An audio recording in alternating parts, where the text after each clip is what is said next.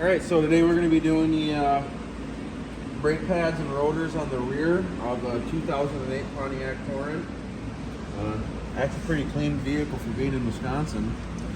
But I've already done the wheel bearings on both sides, on the rears and on the fronts. I've done the front rotors and the front pads as well. The only thing that's not new on the backs, like I said, is just the rotors and the pads. So we're going to go ahead and get those done today.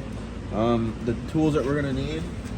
Oh, this is also going to be the same process for 2006 and 2009 Pontiac Torrent. And then, what year did they start making the Chevy Equinox? Like 05. And then 09 Equinox, let's say. So, the tools that we're going to need, it's a 19 millimeter to get the lug nuts off. So if you come over here, I have the tools laid out on the back of the four-wheeler here, but the tools we're going to need, we got a big clamp, a 3/4, a 15 millimeter, a 14 millimeter. This is going to be, I want to say, yep, T30. And if you want, grab a 15 millimeter socket, but there's going to be one that you won't be able to get to, which is why we got the 15 millimeter wrench. So we're going to start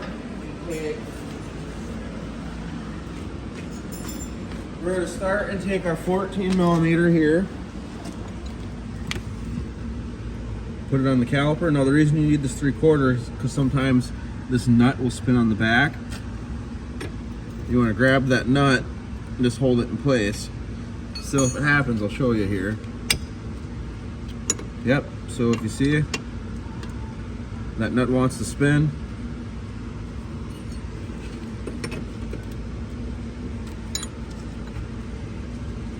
Go ahead and hold it in place there.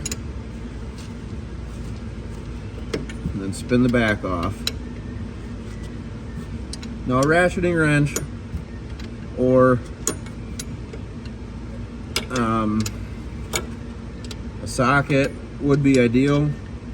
Sometimes it's hard to fit a socket and a ratchet in here in between this caliper and the brake line. But if you have a ratcheting wrench, that'd definitely be handy.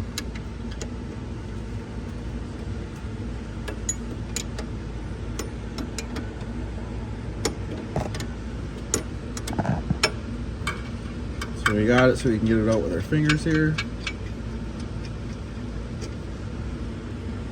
Pull that out, set it to the side. Same deal on this side.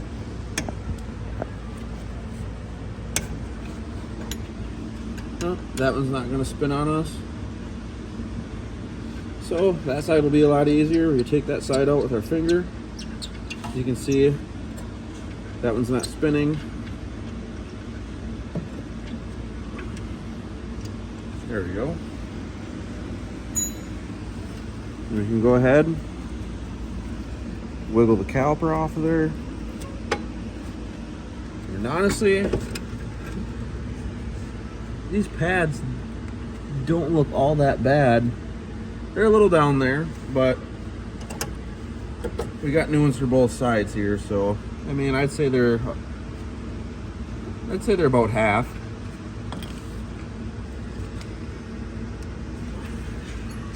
Sometimes this back one might get stuck. You take open end of a wrench and just whack the back side. Pop right out of there. There we go.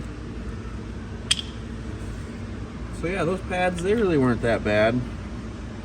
But we have new ones anyways, so we'll go ahead and replace them. You can get the caliper out of the way, go ahead and set it on the CV axle and in between the shock here.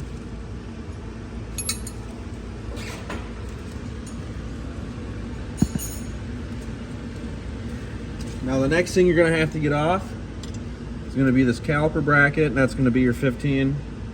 The 14 is going to be for the caliper itself.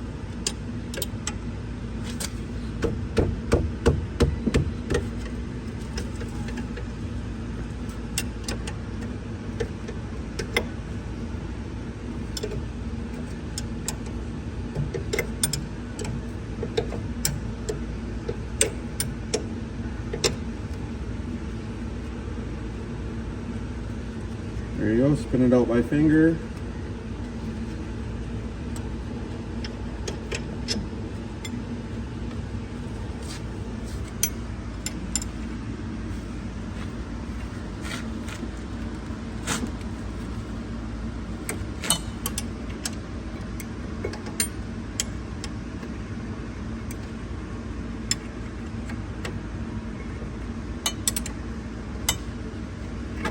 That one out by finger.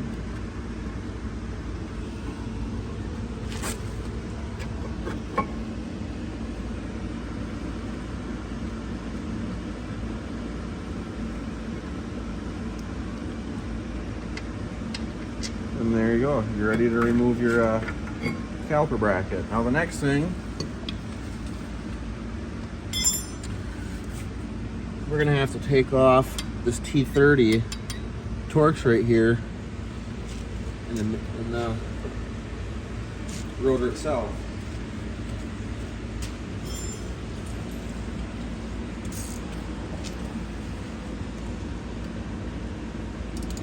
So we'll grab our T30.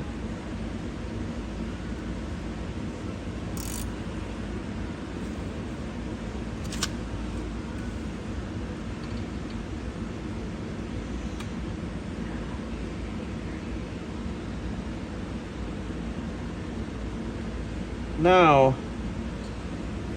you're ready to take the rotor off.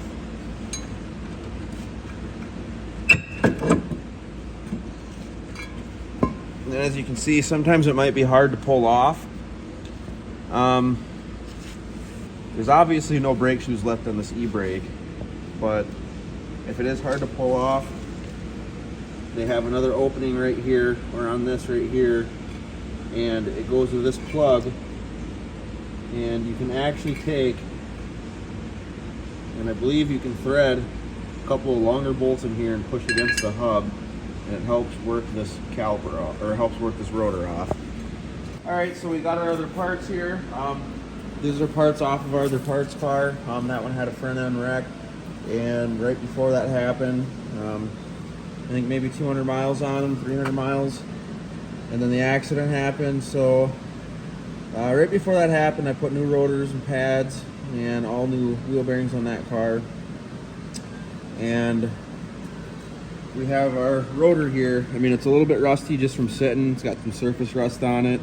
But if you look around the edge and you look on the back side, you can tell there's obviously a new rotor. If you compare it to this one, this is probably new not too long ago, but this one's got some heavy grooving in the back side. And then not too terrible on the front, but if you look at the edges here, you can tell this one's just a little bit worse shape. So we're going to go ahead and get this rotor installed.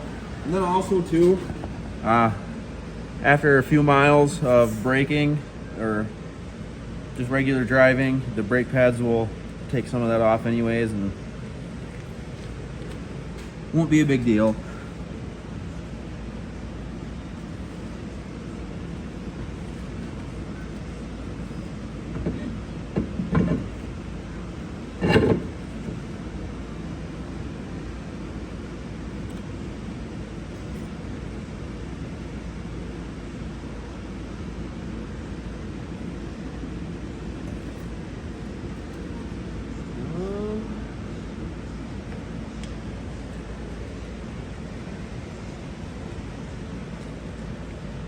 Missing that screw that was in there. Oh, here it is. Never mind. All right, so we're going to go ahead and put our T30 back in here.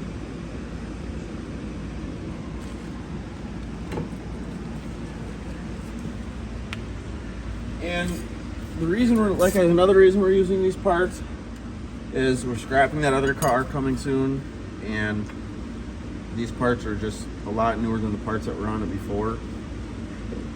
And they're put on, like I said, not too long before the accident happened, so might as well utilize what we have. That whole other car is stripped. Maybe we'll get a video of that at some point, and then do a video on this one, because this car here, it's had a whole a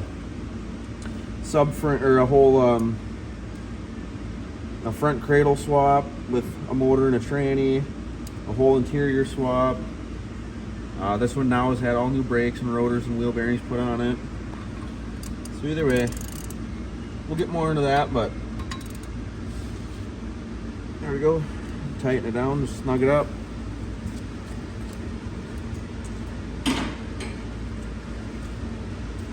And then I'm going to go ahead and I'm just going to reuse the caliper bracket that was on the other car. It's already assembled. It's got the new hardware and new pads.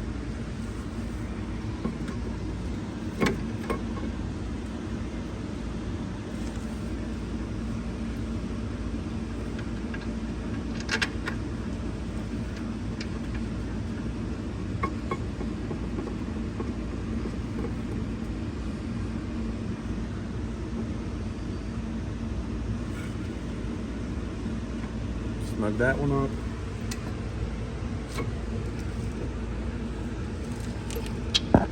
Got one more on the top. A little bit lower. There we go.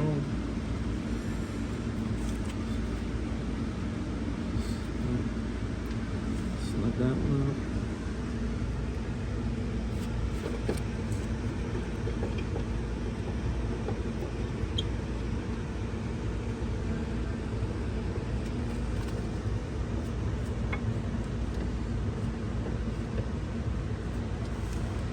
All right, we're gonna go and grab our 15.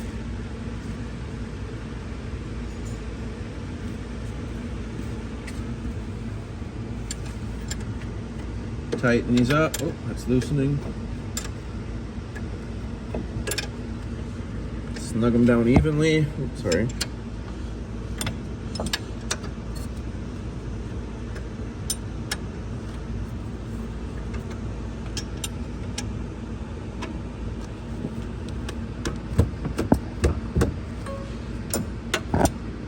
Then I'm just going to go as tight as I can do it by hand because they really don't need to be much tighter than that.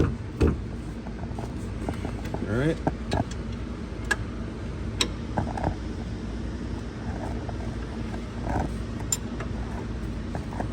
All right.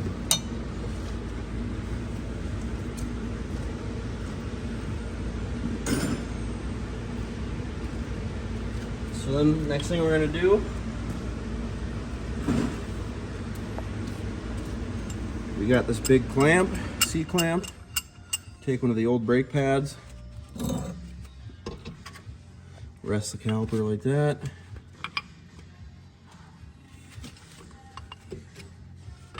And then what we're doing here is pushing the piston back in side of the caliper so it'll fit around those new brake pads.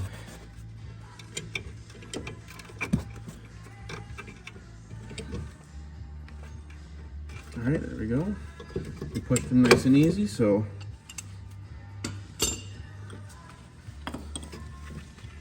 go ahead and reinstall the caliper.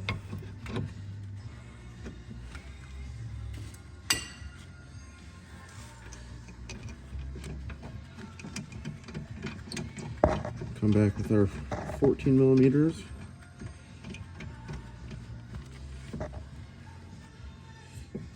Get that hand tight.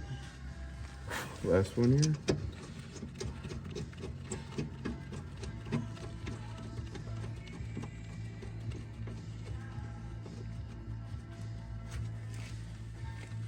Then get our 14 millimeter wrench.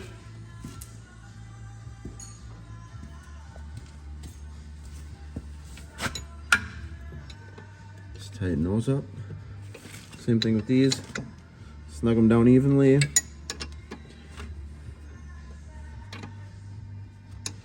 And these ones, they don't have to be ridiculously tight either.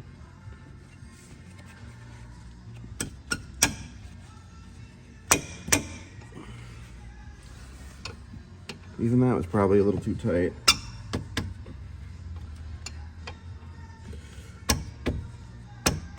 There we go. Make sure everything moves how it's supposed to. You can move the caliper back and forth a little bit, make sure these slide bolts are working good. And it's time to put the wheel back on.